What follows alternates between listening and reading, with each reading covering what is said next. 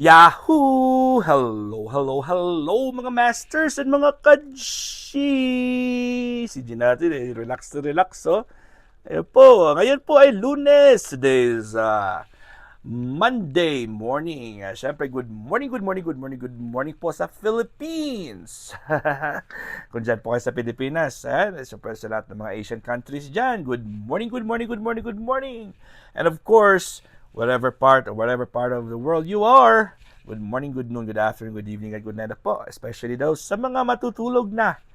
Salamat po at we're back dito po sa ating Masters Trivia. This is gonna be the fourth day that we'll be discussing about this special topic. We have our 5 simple rules for amazing health. So we're done with the 3 and now we're gonna be almost done for number 4 and tomorrow is number 5.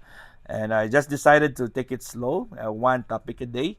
So it won't really overwhelm our minds. Okay, so mga masters, mga G, again, I would like to thank each and everyone sa mga nag-support po sa ating Premier Marathon kahapon sa Bahay Kulitan. And of course, sa mga lahat po nang pumunta po sa birthday celebration ng ating Lady Gings birthday and ang kanyang 4th year anniversary sa YT World as monetized channel or pag-start niya sa kanyang YT career. Alright, before we start, I'll continue with our topic. May I ask for your thumbs up? Please don't forget to like, share, comment, and subscribe dito po sa ating channel, Master Worm. So you guys will be updated, whatever events, whatever contents I have, you will be the first ones to witness or to be present o ma-notify agad po kayo. Alright, avoid excess stress. Avoid excess stress. Alam niyo ba yung ibig sabihin niyan, mga masters and mga ka-G?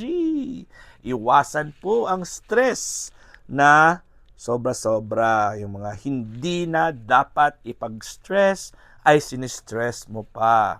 Okay? Excess. Siyempre, yung lahat ng mga hindi dapat po ay iniintindi mo pa. Excess na talaga yan. It's beyond your control. Okay, a healthy lifestyle involves a wholesome diet.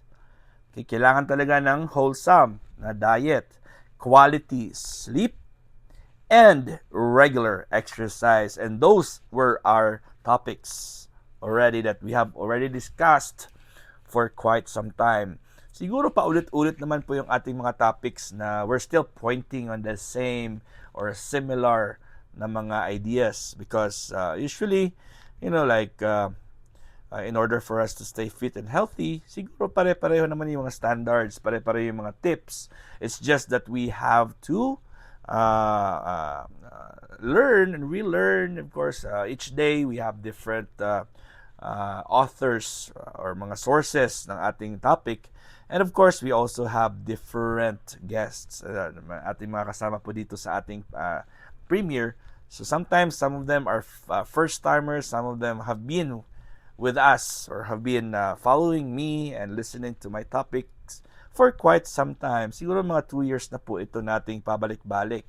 Diba? Iba't iba lang yung topic natin, but I've been doing this for almost 2 years. Okay, so we just have different topics. But I'm really, really happy because without you guys, my channel would have been very successful. I can consider my channel successful because I have you guys always here. Nakakataba ng puso. It's very overwhelming. It's very, very, I'm very, very grateful for you guys because you made me a better content creator or a better YouTuber. Okay, so si G natin ngayon ay natutulog. O, tingnan mo, tulog na yung si G natin.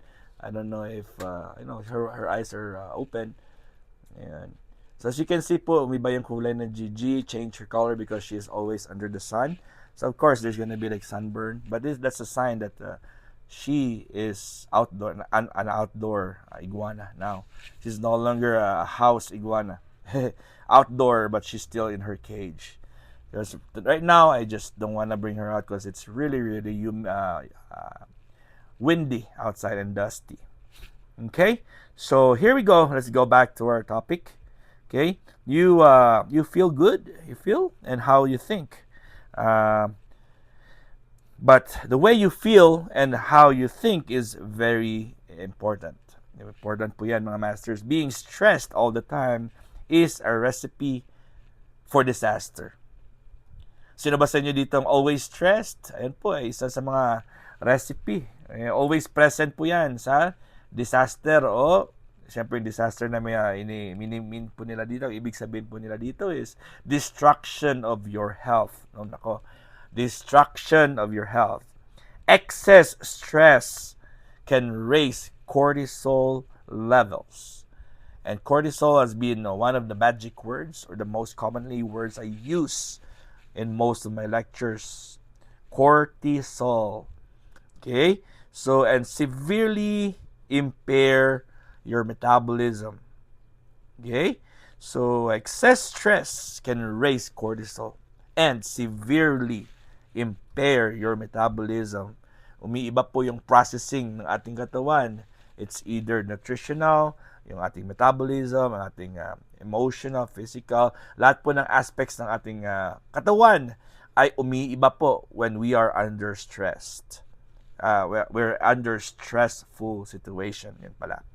It can increase junk food craving. It can increase junk food craving. Akala ko ibang word, separate words, pero junk food pala ang kanyang right word dito. So, pag ikaw po ay stressed, mas lalong nag-crave tayo ng junk foods. Okay? Fat in your stomach area and raise your risk for various diseases. Once we are stressed, mas dumadami po, mas lumalaki din po yung fats around our belly. Yun, di ba? Mas lalo tayo nagkakaroon ng belly button.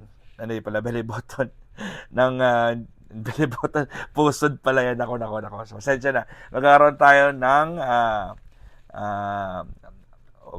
malaking bilbil. Ba't belly button yung pasok sa ulo ko? Bilbil. Okay? So, bilbil is the fat stored or prominent na taba na makikita po na lumalabas talaga. Kahit mag-tuck-in pa tayo, makikita po yan ang bilbil, mga masters. Kaya taguin mo pa yan. Diba? Alright, so it can increase junk food cravings and stress, fat in your stomach area, and raise the risk for various diseases. Ako, marami ang problema na result when we are stressed. Okay? Studies also show that stress is a significant contributor to depression. Ayun, mga depressed nating mga kilala dyan. Ayun po, try your best to stay away from stress. That might be that's probably easy to say, but it's hard to do. But, we don't have a choice. Okay? Once we are around a stressful environment or when we are around stressful people, they're also pulling us down. Our health goes down. Everything goes down emotionally, physically, mentally. It goes down. So, better protect yourself. Try to stay away from stress and especially excess stress. Yung mga stress na hindi na dapat nating pag-isipin. Hindi dapat natin pag-isipan pala or entertain. Okay? So, again, studies also show that stress is a significant contributor to depression, which is a massive health problem today. Ngayon po ay hindi mo maiwasan yan. Very common na po yan. Parang given na yan. Lahat ng mga tao sa US, automatic, may stress yan. Yun ang talaga. Kasi we're not about just your own self, but we're also surrounded by different kinds of factors. Even the food around us is causing us stress. Di ba, mga masters and mga ka-G? Even of course, the economy, safety, a lot po. There's a lot of factors that increases stress or makes us stressed or exposed to a stressful environment. All right? So kahit po you still have work, sometimes your coworkers, not just your coworkers, but the time that they give you for your breaks, for your offs, or if you're asking for a day off or for a vacation, they won't give you a chance to go out and to leave or to use your vacations. And of course, the time to eat, sometimes you're only given 5 minutes, 10 minutes, 15 minutes to eat. So that can already cause a lot of problems in our body. Okay? So to reduce stress, try to simplify your life. Exercise, take nature walks, practice deep breathing techniques, and maybe even meditation. Meditation po is very important din po mga masters. Ha? So again, deep breathing exercises or techniques, nature walks, exercise, and meditation. If you absolutely cannot handle the burdens of your daily life without becoming overly stressed, consider seeing a psychologist. So, syempre, see a doctor if you yourself cannot overcome the stresses around you. Okay? And not only will overcoming your stress will make you healthier, it will also improve your life in another way. Going through life worried, anxious, and never being able to relax and enjoy yourself is a big waste. Sinasayang mo lang po yung buhay mo pag ikaw po ay always nakababad sa stress. Okay? In summary, stress can wreak havoc on your health. Maraming bad effects ang mangyayari po dito sa magbabag down at masisira po yung ating katawan, leading to weight gain and various diseases. There are many ways you can reduce your stress. Maraming ways talaga po mga masters para ma-reduce po ang stress sa katawan natin. Alright? So for now, hanggang dito lang muna tayo. One topic a day lang po tayo.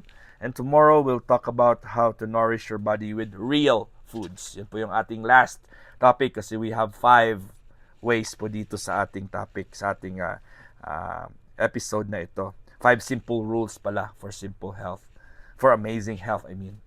Alright, so for now, hanggang dito lang muna tayo. Si G natin ay super meek, super relaxed po si G. At alam ko po ay siya ay pagod na pagod din dahil po siya ay palaging nasa labas.